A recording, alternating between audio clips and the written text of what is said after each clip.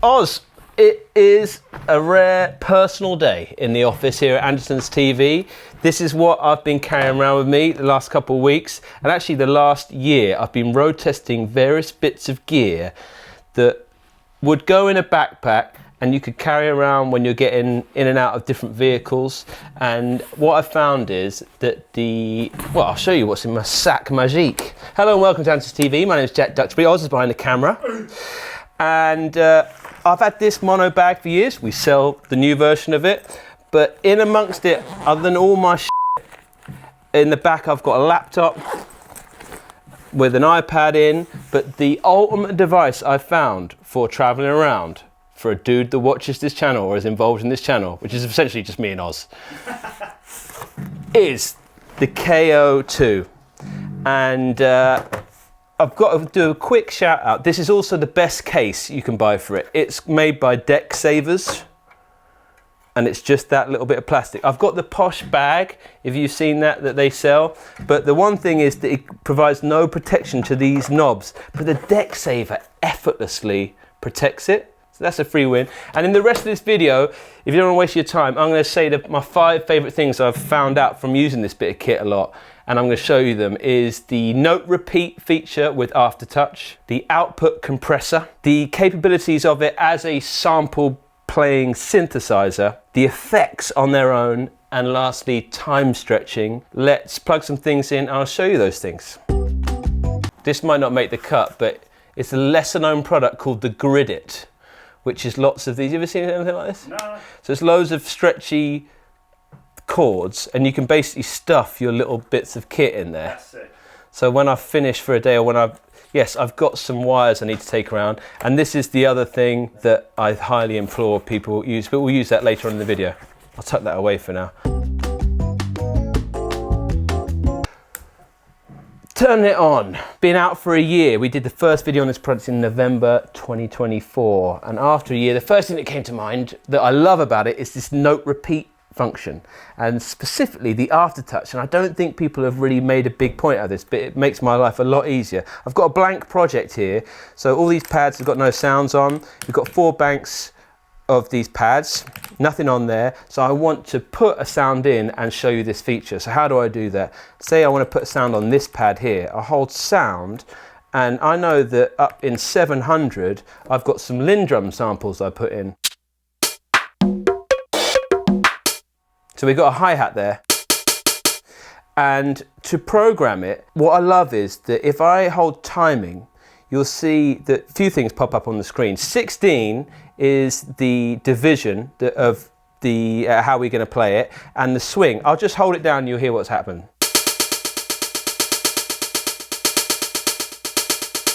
And that is the big thing that is very rare to find on a device, is that the Aftertouch on this pad is so well scaled that I can put in all of that movement into the hi-hat pattern as I'm programming it. So let's just roll with that tempo because I want to quickly show you the feature. Here I'll go, oh, record, and how many bars? So I want to do 2 bars and hit play.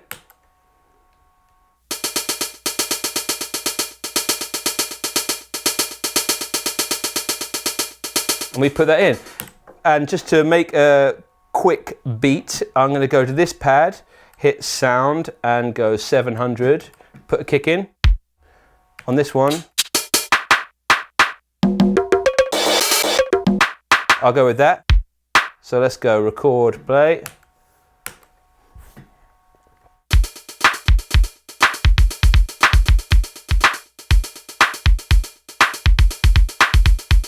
So I've got all that movement in the hi-hat and the kick snare going. I've not found a device I can get going quicker on that. And that leads me to the next feature, which is the output compressor.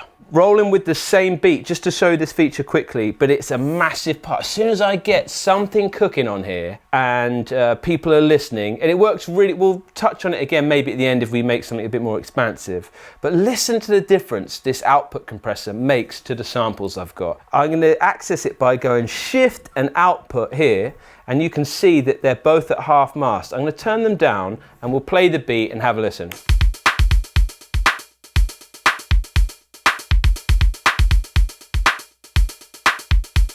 Cool, and I'm going to crank up the drive and listen to what happens.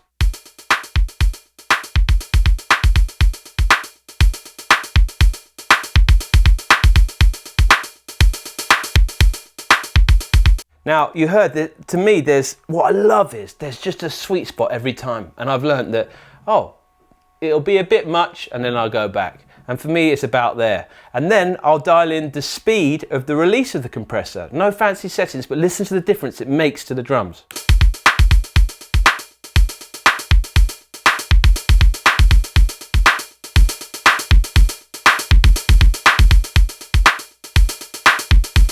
It just elongates the tail on there, and especially when there's other melodic elements, the interaction between all of that stuff is amazing. The output compressor saves you having to do any processing later on in the day. What else did I say? Yeah, its abilities as a sample synth player. I'm just going to plug something else in to show you what I mean. In this particular case, I've got a little Yamaha Reface keyboard, and if you own one of these, one little thing I haven't shown, it's got no presets in.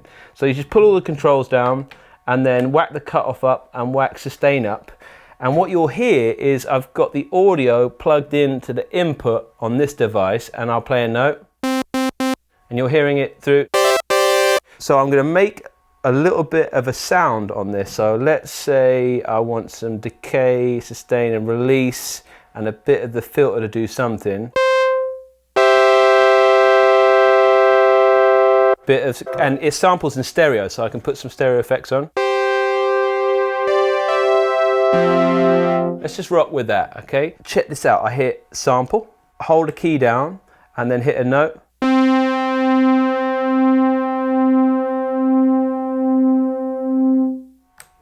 And that's in there now. Hit main, go back, here we go. But the cool thing is, if I turn the volume down on this and hit keys, and then we can start, so I'm using this as a MIDI controller now for this device. This has beautiful scale modes and such, but I found it really handy just to have a keyboard because I can kind of get my way around it. You might not have noticed, and it took me a while to get into this. I was like, oh, this is cool. So on each pad, it'll say level, pitch, time, LPF, high PF effects, attack, release, pan. These are all ways we can now affect that sample that we took, and these are capabilities that this doesn't have in some instances. So let's say I want to filter it down a bit. I'll hold fader, tap that, and now this fader will control the low pass filter on the sample we recorded. And I'm like, oh, okay, I'd like a bit more release on that sound. That's cool. We can go shift, sound, envelope, enter, and then here is the, I can put some release on. I can be like, oh, maybe I want a high pass filter.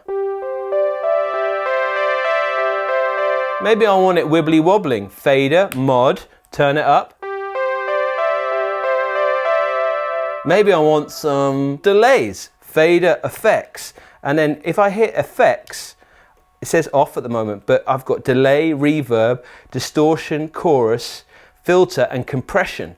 Now you can only have one on the go, but again, if you're treating it as just sound design in a studio, this is amazing. So check out this delay. Super stereo, hopefully for Oz in the ears, but I'll play some notes and check out this delay.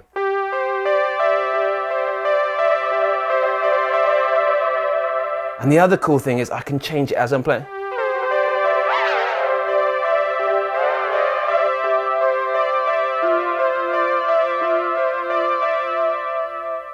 It's very beautiful in terms of treating samples. And again, the pitch, check this out. So if I go fader pitch,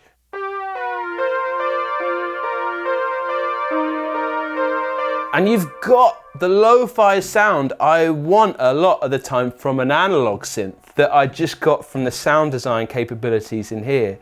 And to my fourth point I made, which is the effects, you just heard that delay, but I'm going to flick back to the drum pattern that we had in there, and I'll show you some of the effects on there. Let's see if we can even play something. I have no idea how this is going to work, but let's hear what the beat we put in. Now polyphony, it's only got 12 notes for the whole machine, so I get why people get freaked out, but let's see if we can put something in.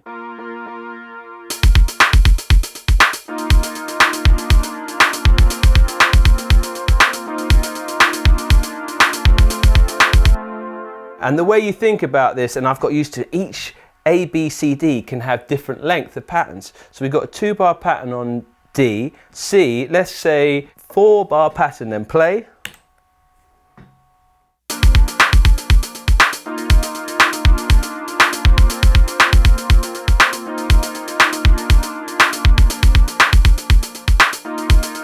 And level-wise, check this out. Drums are too hot, right? I can just hold D.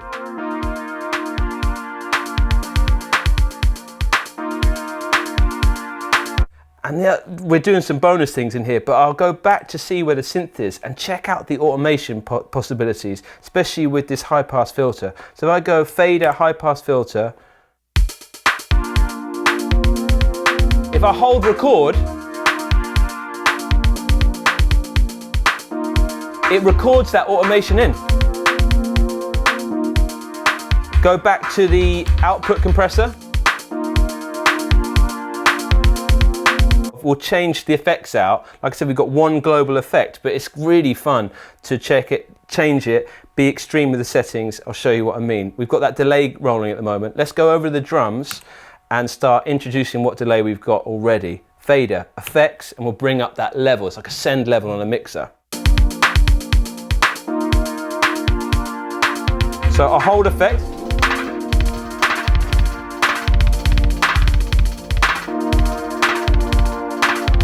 I love that tight delay, there's a real vintage feel, and the imaging on the effects is incredible.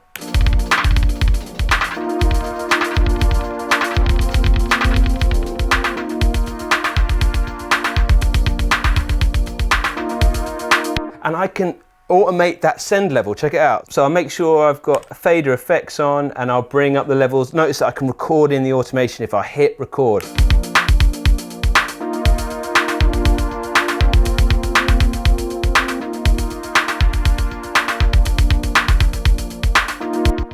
And so that automation is baked in. Let's just change the effect to the reverb and have a listen, and I can change a few parameters on there. Here we go.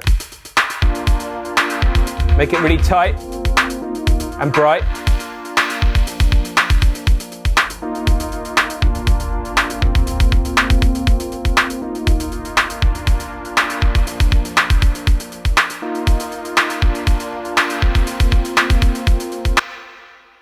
Sounds insane. Let's check out the drive on it.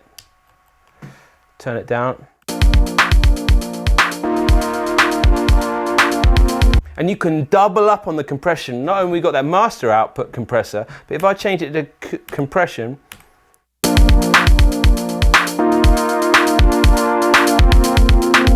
slamming. Check out this chorus.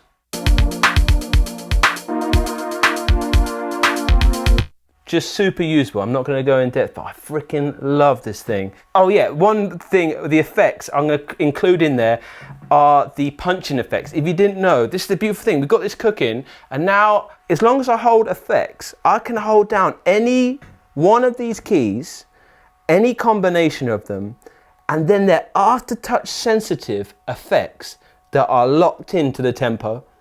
Let's see if I can demonstrate that, because a lot of people don't realize the power of this. Let's get it playing. I'll start off with LPF. Luckily, the fader assignments where it says LPF and fader, they are similar to the effect of the punching effect, if that makes sense. I'll show you what I mean. Let's go back to, I quite like the reverb actually.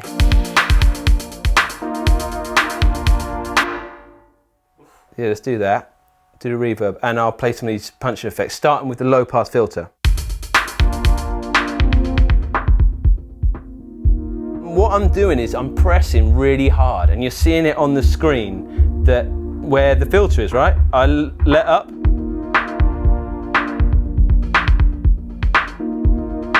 Now I wish that we could record those, but we can't yet.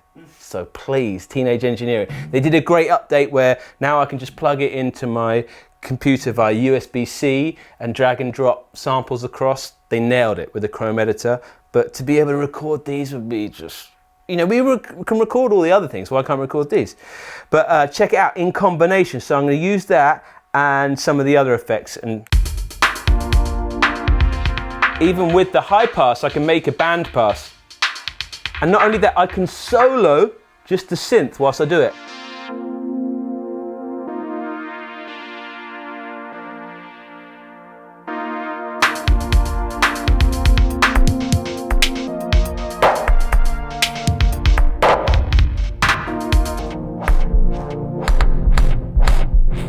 I love this one, the slow down one, and you can just find like wherever you like it, it is murkiest. Check it out.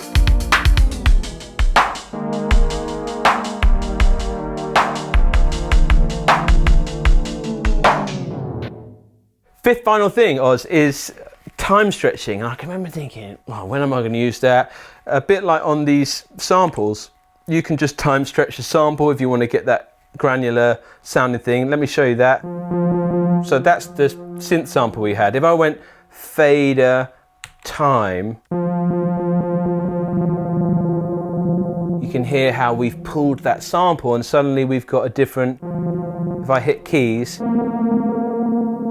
yeah, we've time stretched it. But what I found is it's really handy when working with drum loops. This is the process that I came up with, mainly down to the help of the internet, because I'm kind of obsessed with, believe it or not, like Wu-Tang style boom bap. Yeah, just a kid from Portland obsessed with, but I was like, I really wanted that sound. And everyone said, like, this is like an MPC in a box. I was like, oh, cool. So I've been down the rabbit hole with this thing. Let's do a blank project. I'd hold erase, main, and then 8, and then you'll see project. And now I'll get rid of what we just made. It's done. We are free from the shackles of the past. And nothing on these pads. I want to put something in. I know that up in 600 land, I've put loads of loops in, and they sound like this.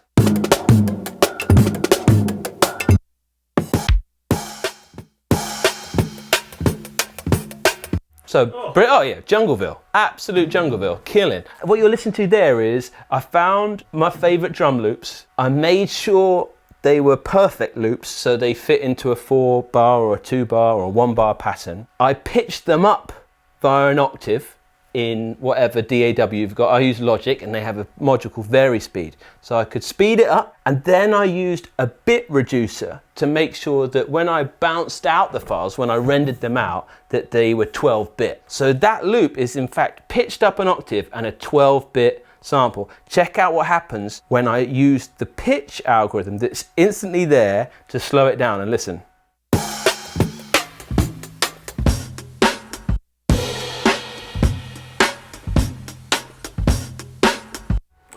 Dope. Just appropriating all of this skill from all these other people, and I'm like, oh, that sounds amazing. And just to prove it, if I go to another loop, Jungleville, but you've got all this space.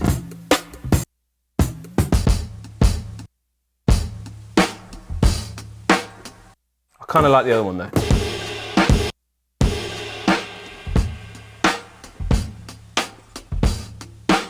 But I was like, oh cool, I've got that far. How do I make a loop out of it? There's a looper, but it's not what you think it is. It's like a cool performance thing. So pitch up your sample. If you want to be really nerdy, drop the bit rate, render them out, put them in here. And then we've pitched it back to the original pitch, because I know that a full turn to the left is the original pitch. And the other beautiful thing is, I found out in the file name, when I hold the pad, it will show the file name. So check this out.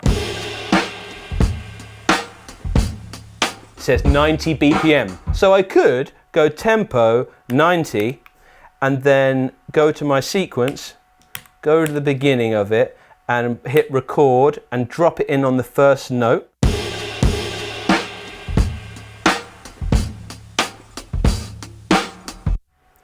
And I'll make the length of the sequence 2 bars.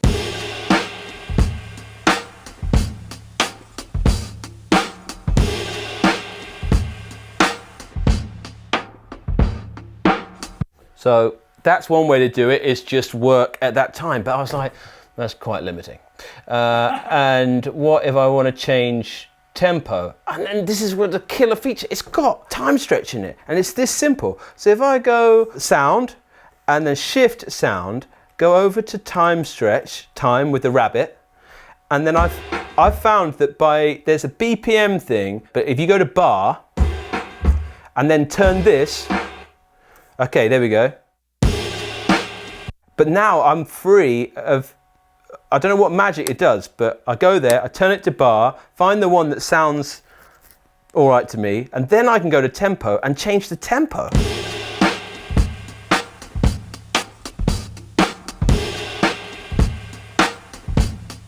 So I'm like, oh cool, I like 103, I'm away at the races. I've got a perfect drum loop that I can play with all that flavour in there. If I go main, back to the top.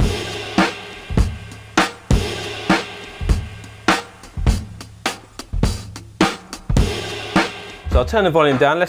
I'll find something I can put over the top. So I'll go to another bank and I'm gonna hit, on this pad, let's say sound 500. Sick.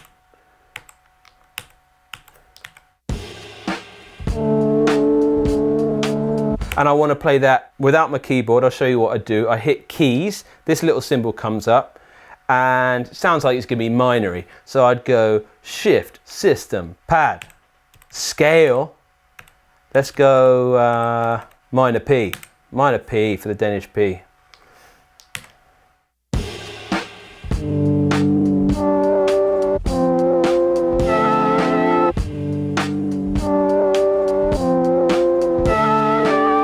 Something like that. So I'll go record, how many, 4 bars, cool, let's go.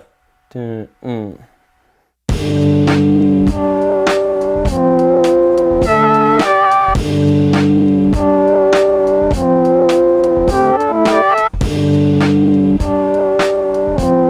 I'm like, okay, I want to adjust the levels, that seems a bit hot.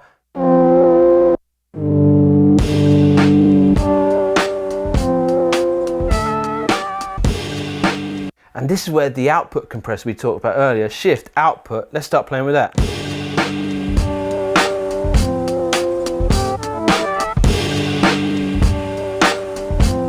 And start affecting that weird sound I put in, bank C, let's go to the effects. We've got drive on, let's turn that into delay and see what happens.